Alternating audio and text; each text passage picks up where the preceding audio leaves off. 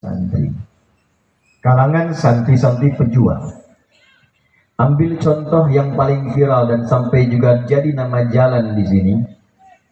Al-Mukarram Allah Yarham Kiai Haji Zainal Mustafa lahir 1 Januari 1899. Raden Juanda Kertawijaya lahir 14 Januari. Yang satu 1 Januari, yang kedua 14 Januari. Jadi dulu nggak pernah ibadahnya. Tadi dibacakan Quran surah Al-Isra oleh Qari tadi. Ayat ke-81 sampai ayat 82. Ada ulama ngajar ayat ini.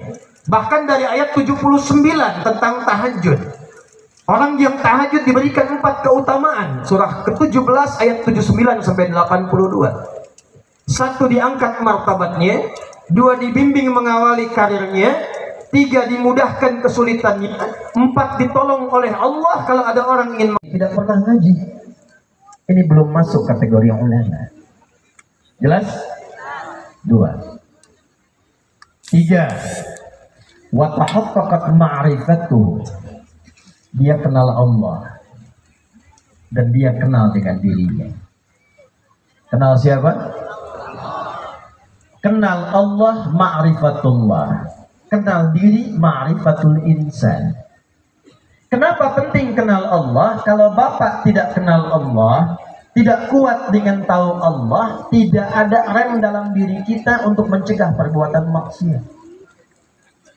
Halo?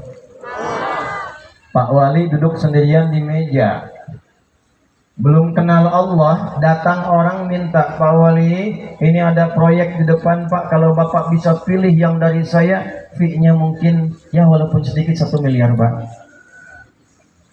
Tidak ada orang lain, ditinggal ceknya, tinggal orangnya. Hanya antara Pak Wali dengan cek. Kalau tidak kenal Allah, bagus, tapi lisannya kasar, perilakunya kasar. Tidak ada contoh keteladanan dalam dirinya. Alih-alih yang dikenal ilmunya, yang jadi fitnah perilakunya. Walaupun ilmunya luas.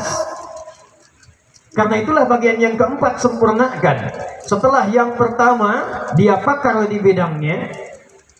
Yang kedua, yang paling penting juga yang tidak boleh dilupakan, tanpa ibadahnya. Yang ketiga, ma'rifat dengan Allah sehingga kenal dirinya. Dan yang keempat, dia tampilkan akhlak dan kemuliaan adabnya. Kalau sudah tercetak yang keempat ini, jaga dengan baik ulama itu, karena pasti memberikan keberkahan di tempat dia tinggal. Bu, kalau ibu menemukan ulama seperti ini, itu pasti tempatnya berkah Pak. Pasti. Karena rumusnya sudah demikian. Tapi kalau belum ada, kita buat ada. Ini ada sekian pesantren, ada asosiasinya, ada perhimpunannya, kumpul, petakan. Tasikmalaya 10 kecamatan, 69 desa kurang lebih. Ada berapa pesantren di situ? Setiap kecamatan berapa pesantren? Kumpul. Di kecamatan ini harus ada ahli Quran. Kecamatan ini tafsirnya, kecamatan ini fikihnya, ke sana usul fikihnya, ke sini kemudian lughahnya. Lughah dibagi lagi, yang ini nahwunya, yang ini sarafnya, ini balaghahnya, khususkan ini ma'ninya, ini bayannya, ini badi'nya, itu arabnya, itu adabnya, itu tarikhnya. Kalau sudah ada seperti itu, cukup. Ustadz Adi nggak usah datang lagi. Tasik sudah lengkap. Nah dulu seperti itu Pak. Tasik itu begitu. Tasik itu demikian Bu. Ibu tuh mesti bangga ada di Tasik, karena punya sejarah itu. Nah ini yang sekarang kita munculkan lagi. Kalau saya sudah datang ke sini, nyampaikan dari sejarah saya sampaikan, ayat saya bacakan, hadis saya utarakan, dari panggung sampai ke bawah, dari kering sampai basah. Belum paham ibu, belum mengerti, maka dengan cara apa lagi kita bangkitkan warga Tasik untuk maju dan kembali pada nilai syariat. Ya pulang gitu. Nah sekarang bagian terakhir, ini benar-benar terakhir nih. Mulai dari mana kita mencetak ulama itu? Dimulai dari apa kita berubah menjadi orang baik itu? Jangan khawatir Bu, Pak, jangan lihat kanan kiri, tengok pada diri sendiri. Bapak Ibu kenal Imam Nawawi? Saya mau kenal Abi Hui, Pak ya. Imam Nawawi itu karyanya luar biasa, banyak. Nama aslinya Yahya bin Syaraf yang dari Damaskus.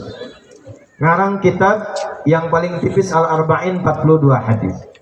Riyadhus Shalihin 1896 hadis.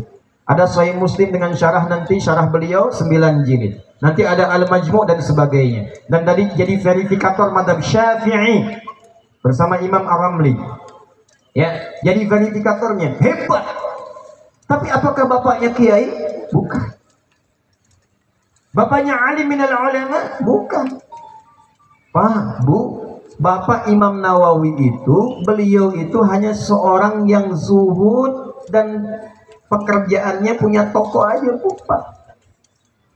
Jualan di toko. Tapi kenal Allah.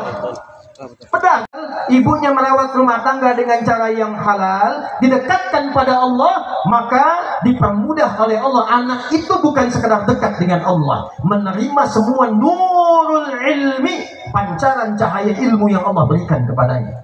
Kan harus kalau ada pelajaran yang susah diserap, susah diingat, maka cek apa yang dimakan dari itu. Apa yang dilakukan. Kalau ada anak bapak ibu susah diminta sholat, susah diminta ngaji, jangan marahi anaknya dulu. Istighfar orang tuanya. Apa yang didapatkan oleh anak saya ini sehingga dia sulit didekatkan dengan Allah Subhanahu wa Ta'ala. Dua. Yang terakhir tuh cabangnya masih banyak, tenang aja.